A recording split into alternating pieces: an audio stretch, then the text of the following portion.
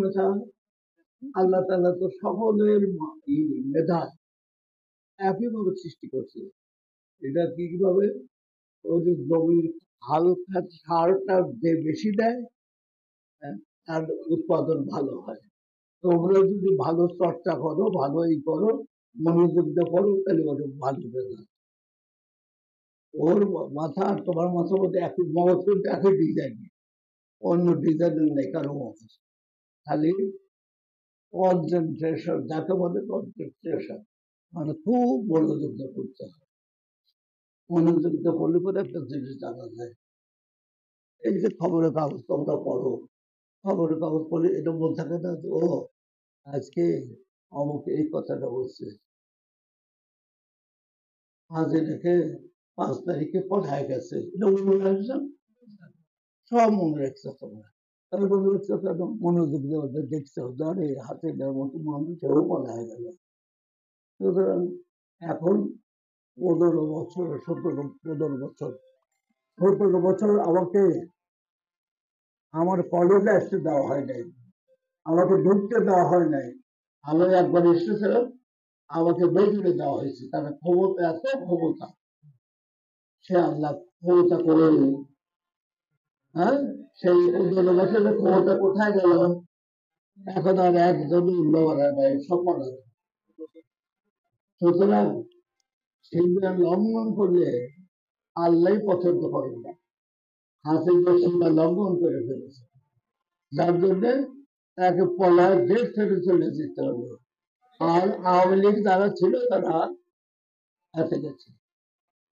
এই 15 বছরে শিক্ষার মান যে কোথায় নিয়ে গেছে, এটা শিক্ষার ক্ষেত্রে ছিল, এটা হারিয়েছিল বাণিজ্য প্রতিষ্ঠান, শিক্ষার পরিবর্তে বাণিজ্য প্রতিষ্ঠান করলো।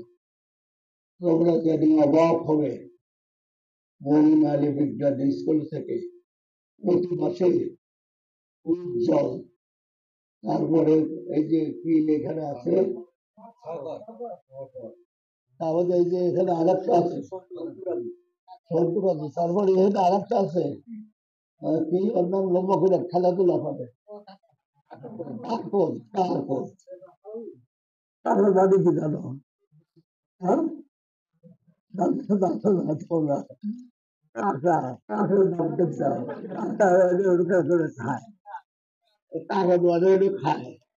হ্যাঁ, ওই বিজ্ঞান কলেজ আর বিজ্ঞান স্কুলে এরা সকল খাইছে।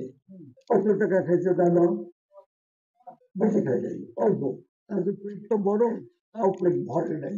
10 কোটি খাইছে, 10 কোটি টাকা খায় ফেলছে, নিজে খুঁজছো। এবার তারা কিরকম লোক,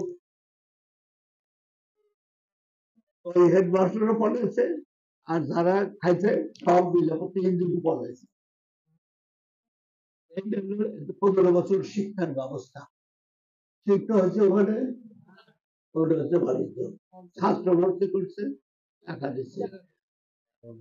15 জন শিক্ষক দিয়েছে, প্রত্যেকের কাছ থেকে 12 লাখ 15 লাখ করে টাকা নিয়ে অযোগ্য শিক্ষক আমাদের সেগুলি ব্যয় করতে হবে। তোমাদের এখান থেকে যদি অযোগ্য শিক্ষক টাকা দিয়ে থাকে, তাকে তোমরা লাগবে।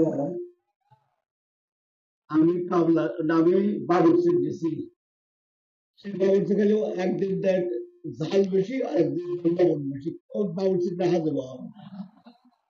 সুতরাং এটা বলতে রাখো, আমাকে, আমি অকৃত, আমি রাষ্ট্র সমাজ করবো।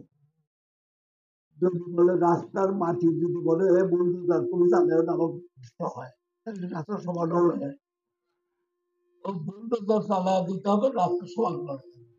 এখানে শিক্ষার মান উন্নয়ন করতে হবে, শিক্ষার মান আর রাখা যাবে না।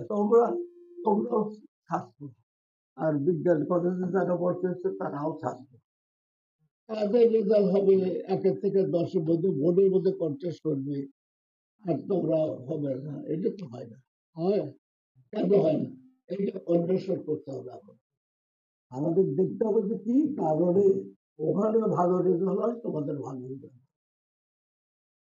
তোমরা এখন থেকে মনোযোগী হও, মনোযোগী হয়, সবচেয়ে বড় মনে রাখবে তোমাদের পিতামাতা কি কষ্ট করে তোমাদেরকে পড়ায় না, তারা একবেলা না খাও টাকা সঞ্চয় করে তোমাদেরকে পড়ায়।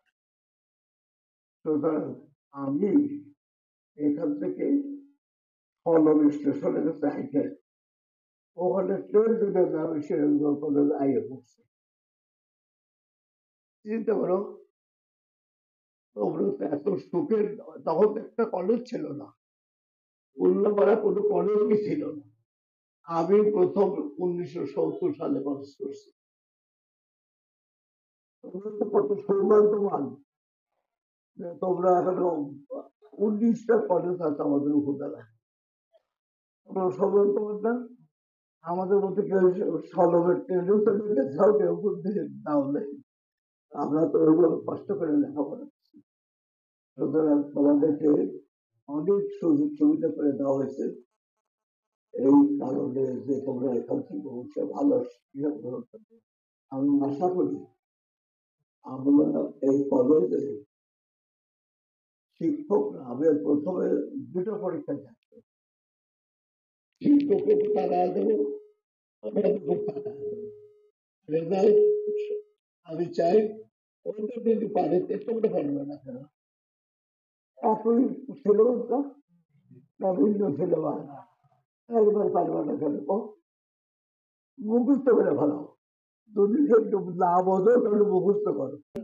হেলথ ইজ ওয়েলথ বলে না একটা কথা, মানে হেলথ ইজ ওয়েলথ। আমার 100 কোটি টাকা আছে, আমার সারাদিন আমি মানে শুয়ে থাকি, ব্যথার জ্বালায় অস্থির, ওই টাকা আমার কাছে মূল্য আছে। সুতরাং হেলথ ইজ ওয়েলথ এমনি নাম দেয়নি। তোমরা স্বাস্থ্যের দিকে যত্ন করবে, এবং আমি প্রিন্সিপাল স্যারকে বলে যাচ্ছি তোমাদের খেলাধুলার ব্যবস্থা করবে।